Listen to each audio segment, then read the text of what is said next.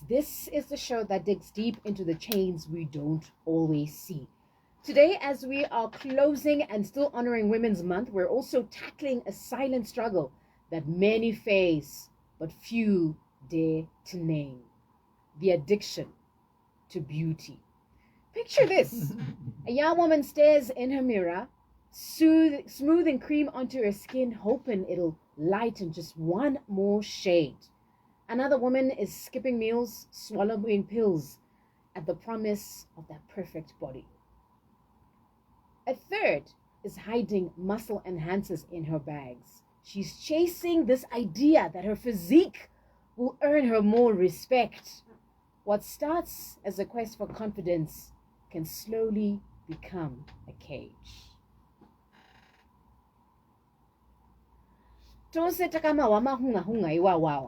Light skin opens doors. A slimmer waist means love. But beneath these pressures lies a much more dangerous truth. Creams, pills, enhancers are not just beauty tools. In fact, for many, they're addictions, silent, relentless, and wrapped in pretty packaging. But the question is, why do we keep reaching for these products even when they burn our skin, wreck our health, and even empty our wallets? Is it really just vanity, or is something deeper? A society that ties women's worth to her looks, her shade, and her size. Today we are breaking the silence. Joined by our experts, we're going to unpack how these quick fixes can actually harm your body and our minds. It's not just a lecture, by the way, this is a conversation. Iwe wakaterera. Wakambona uchifila kunge wakasungikana. Maybe trapped by the pressure to fix your looks. Maybe you yourself have also tried to quit a cream, but you couldn't. Maybe you've watched your sister, your mother, a friend struggle. Share with us on 0719 100 404. We want to replace any shame that's associated with using skin lighteners this morning with understanding. Because as you might know now, by now listening to Detox, addiction is not just about drugs. It's definitely not just about alcohol. Sometimes it's the things we do to feel enough in a world that keeps moving goalposts. Is beauty worth the cost? This is the question we want to answer this morning. And if it's not, what is the alternative?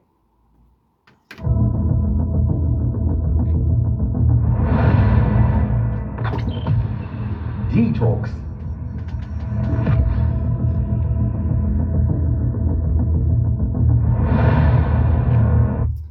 So this morning, you know, by now on Detox, we normally have voices of recoveries, people who have walked through the journey. Today, we took a different approach and we went onto the streets of Harare and we were asking questions around skin lightening creams. You too can also participate. 0719 100 404. We're also live on our Facebook page. We want to know from you, whether you're a man or a woman, have you ever used skin lightening creams? Or maybe there were weight loss pills. I know you know about Ozempic and any other pill that is out there. And maybe as a man, you wanted to look good, right? Maybe you consider yourself a bodybuilder. Have you ever used any muscle enhancers? Question I want to ask you this morning is, what was your reason for trying them? Maybe you know someone who's already using them and perhaps now they are even struggling to stop using any of these beauty enhancing products. What was their experience like? 0719 100 404. Wakatera, do you also think women can actually become dependent on these products without even realizing it?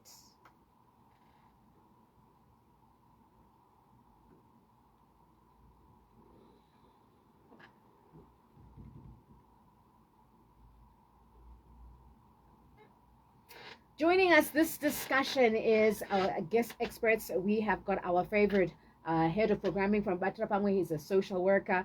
He also is dealing on a day-to-day scale with people battling different addictions. We've got Tendai Fudakavala Kamamuka say, thank you so much for coming to Capital. Thank you for having us. We also have our favorite psychotherapist joining us this morning. He's the person that helps you try to figure out what is going on underneath everything else that you're experiencing to get to the root cause of your problem, mainly when it's emotional, mainly when it's behavioral. He is known as a psychotherapist. He is Mertha. He's also sits actually on our national drug task force committee. Mertha, good morning and welcome to Capital. What a very interesting discussion we want to have this morning, right? Because in many cases when we are talking addiction, we always assume addiction is about alcohol, it's about drugs, it is about substances, and very often do we consider that the other things that we are doing, like beauty enhancing, could very well be along the lines of addiction. Bertha, let's start with you, because you tend to ask the daddy questions, right? You tend to ask the questions, around what happened to you. There's actually a book that's since been written, founded on what you're saying. Yes, absolutely. What happened to you that's brought us to the space where you are using things to try and numb your pain? Let's talk about beauty enhancing. Now, in your space, and I know we normally see British where you come from, British programs, and I'll be the first to put up my hand. We watch these women, men who've had so many surgeries. One wants to have bigger lips. The one wanted to look like a cat, and goes through surgeries to do that. One, thanks to Kim Kardashian, wanted to have a certain kind of body, the hourglass, has ribs removed. The original Slay Queen Kanye Bao also, has shown us what she's done to her face, her skin. When you've sat with people who come through, have you sat with people who come through on your chair, having gone through body enhancements, and now it's a problem? We have, actually. Interestingly enough. Good morning, by the way. Good morning. Right. These are some very deep issues that we are battling with regards to, we call it body image, by the way. Because, the moment you look at any part of your body and you dislike it for some reason,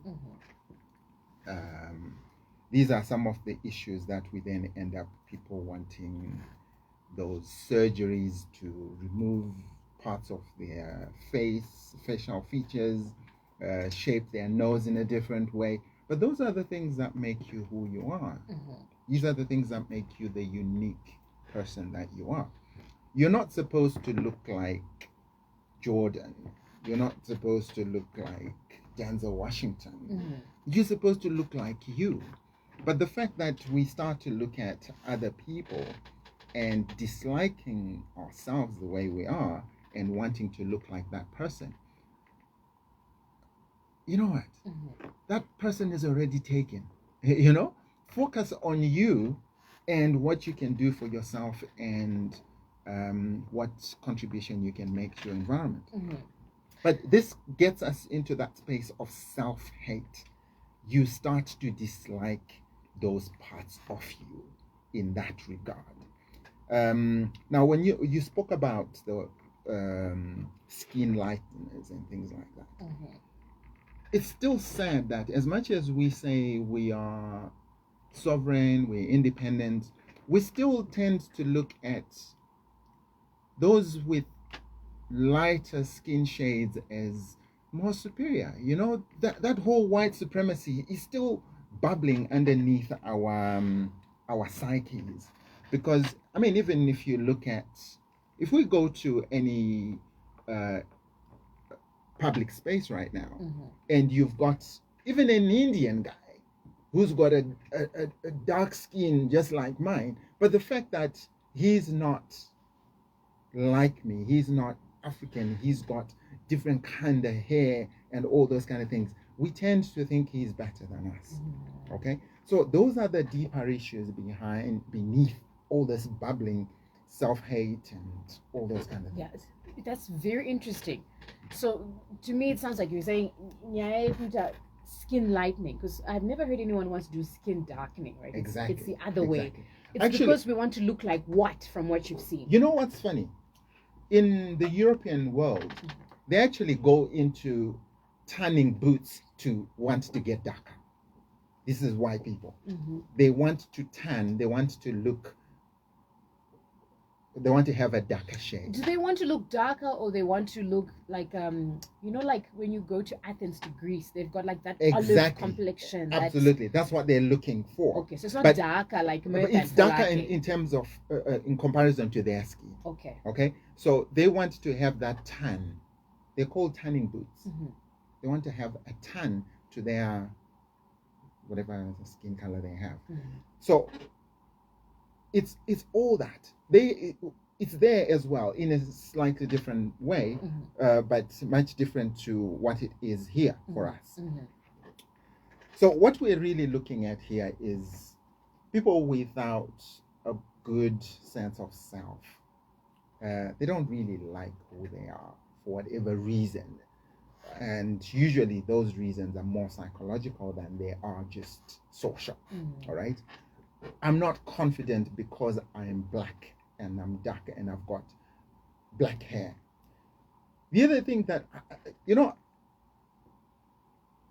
I was looking at this when kids started going to school. Mm-hmm. I was looking at the kids in my neighborhood.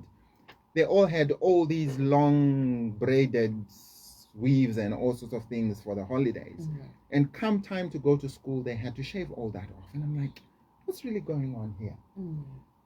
I'm not sure I understand why schools and headmasters have these policies that school children should have shaven heads, Yeah. even girls. It's a colonial thing that we've You- never you- challenged. You see now.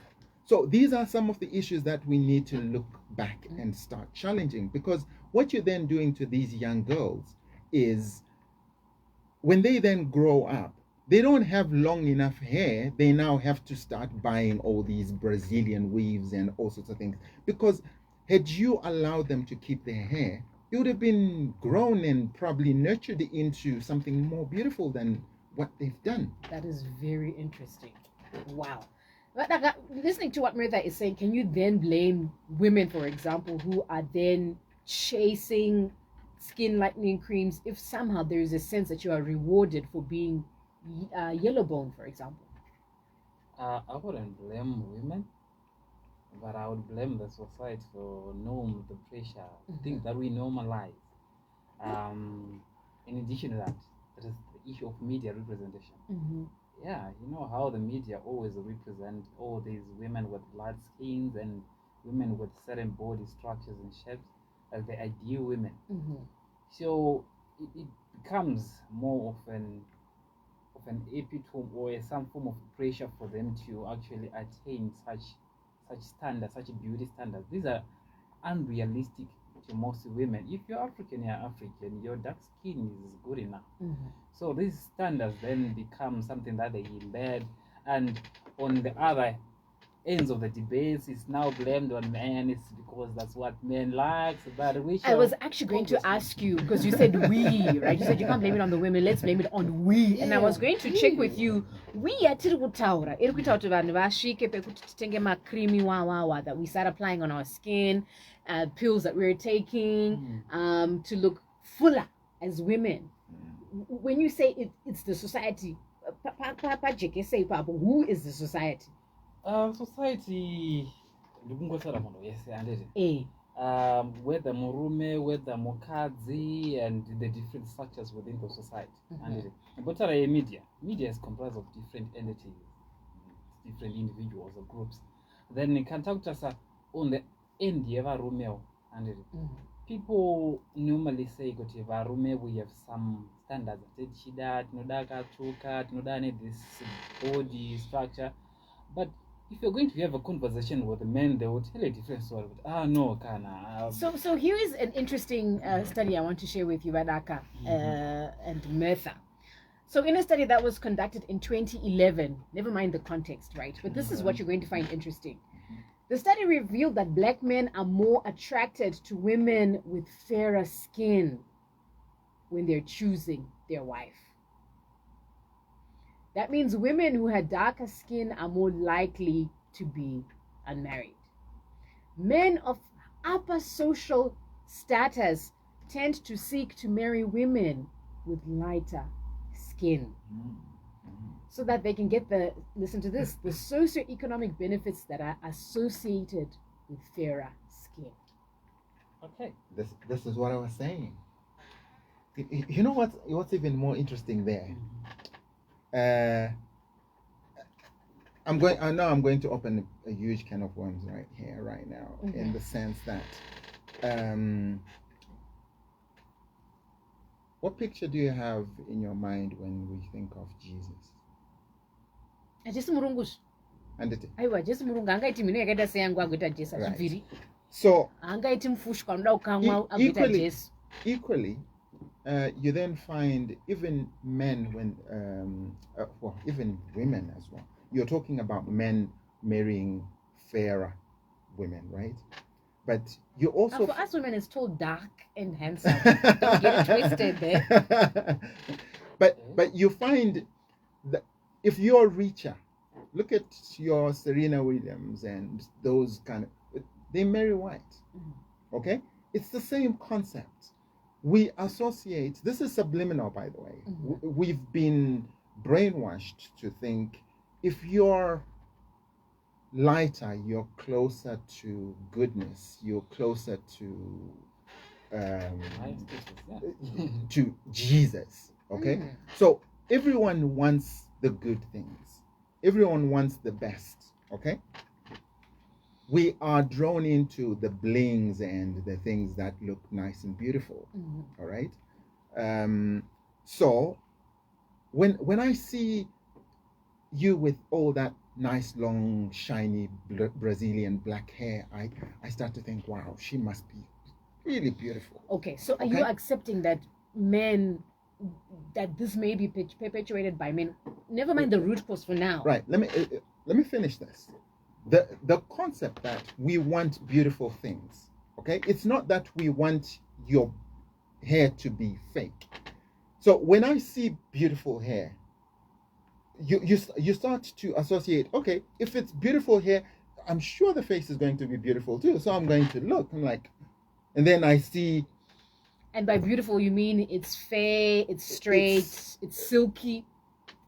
Yeah, just like the hair, okay? If your hair is shiny like that, I assume that your skin is going to be shiny as well. It doesn't matter whether it's dark or light.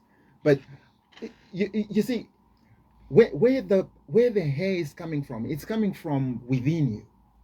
And I'm excited to see what that looks like.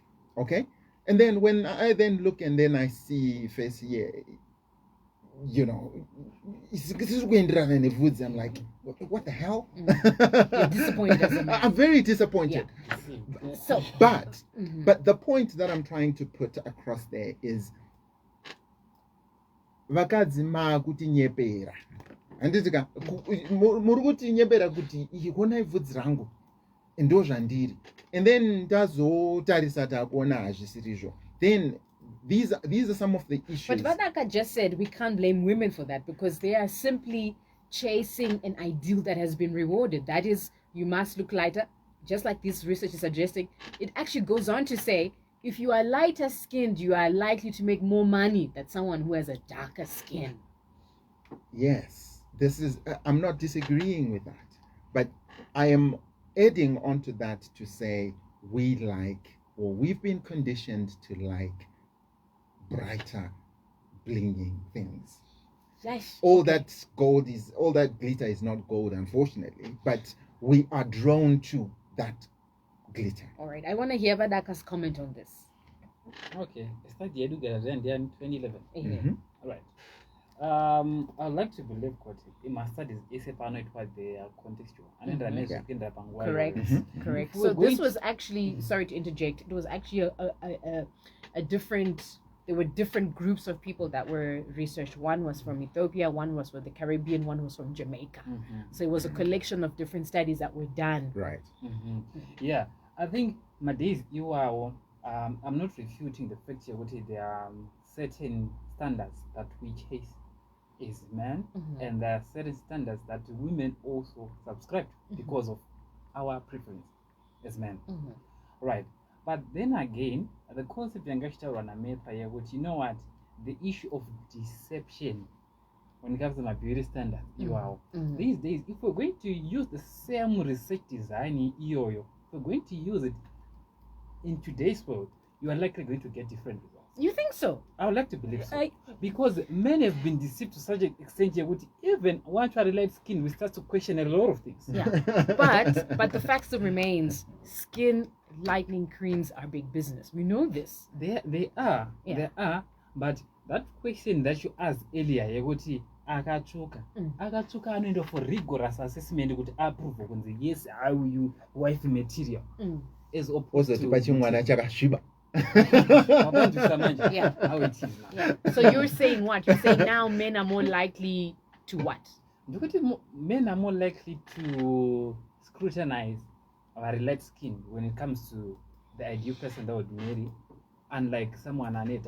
All right. So can you imagine we've got 9 minutes left of this discussion? We're Imagine. getting started. I wanted to find out. So when does a beauty routine become addiction? And we took you to the streets. You also can participate in this discussion. We were asking. We started off by looking into men, and we asked you a group of questions. And you also can still answer the question. The question we threw to you as men was simple.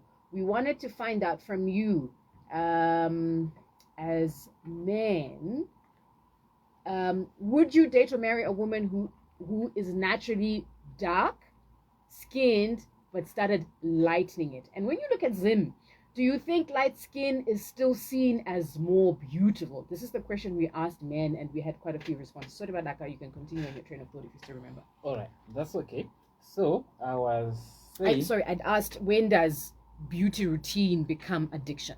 All right, so I would say it starts panotanga kuita ma preoccupation course yekuti uri kuramba zvichingoita zvichiendera musoro mako kuti, you know, I don't think I'm light enough, I don't think I'm beautiful enough. And yes, my self-esteem issues ndo anenge ari at play here. But believe it, majority of people will have some self-esteem issues to a certain extent. But when it becomes something chiri preoccupying in soro mako, then it becomes a problem. Because normally when you accommodate a particular post, there are high chances that you're going to act on it. So in the end, ndozona munhu akutanga kuita action towards lightening it. And for most people, angotange kakangozora gaba rese remafuta atanga kutsvuka, anotanga nezve light. Remember that when it comes to satisfaction, zvinorema munhu zvinorema kuti ave satisfied. Atanga nepadiki, ona kuti no, I think I need to be more lighter. Yeah. I need more lighter. Only because of time, the question I'm going to leave you with, do you think beauty enhancers can also become addictive? Yes or no? Why or why not? This is the question we want to ask you. But let's take a listen to some of the thoughts that came in from men themselves. Starting off by this one that's just come in on WhatsApp from 2161. Yeah, sorry, but when it comes to marriage, light-skinned women, is it because the babies are going to be beautiful and nice looking, but for fun, the dark-skinned one is what's up? For fun, no, the dark-skinned one. I think it's the opposite, actually. If we have to think about that. Yeah. Because, you know, the light skin, you tend to find with the light skin, chances are the character of that light skin, because of what is going on in their mind, is not going to be. Here's a great example. Hansi, look at Zimbabwean pastors and prophets. They have got light-skinned wives. Oh, and some of them are lightening their skins as well. So and this is what I was saying about godliness, you know, white is right kind of concept. We've been brainwashed to think, I'm sorry, but the whole concept of white supremacy is deeply ingrained within us. As much as we might not want to agree, a lot of us still believe white is right. All right, so let's listen to the audio notes. The question we asked men, do you think, in fact, I'm also asking you as you're listening in, do you think beauty enhancers can actually be addictive? And Yeah, okay, let me start there for now. Let's take a listen to what men had to say about their perception of light-skinned women. Would you marry a woman who naturally has dark skin but started to lighten it? And in Zim, do you think light skin is still seen as more beautiful? Take a listen.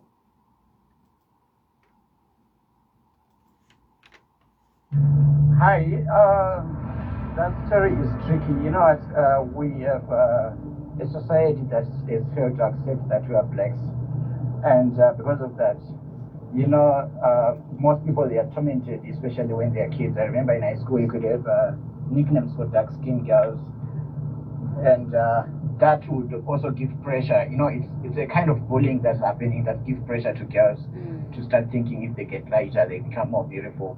And in most cases, when people talk about beautiful ladies, they say, "Oh, she's light." But I would date a dark girl, obviously. But to me, though though the person is normally a victim to bleach, but I don't accept it.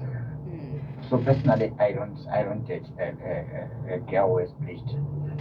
Okay. I'm just curious, what car are you driving? Because I can hear going brrrr. It's a nice car, a nice engine that you're driving. But thanks for your thoughts. Here's another man. The first question here, personally, meaning I have dated someone who was bleaching. Not only was bleaching, but who bleached. That I didn't know. So if someone was doing it properly, you wouldn't really like notice the difference. But it's not something obviously that one would want to date him because unbleach. Then in Zim, to be honest,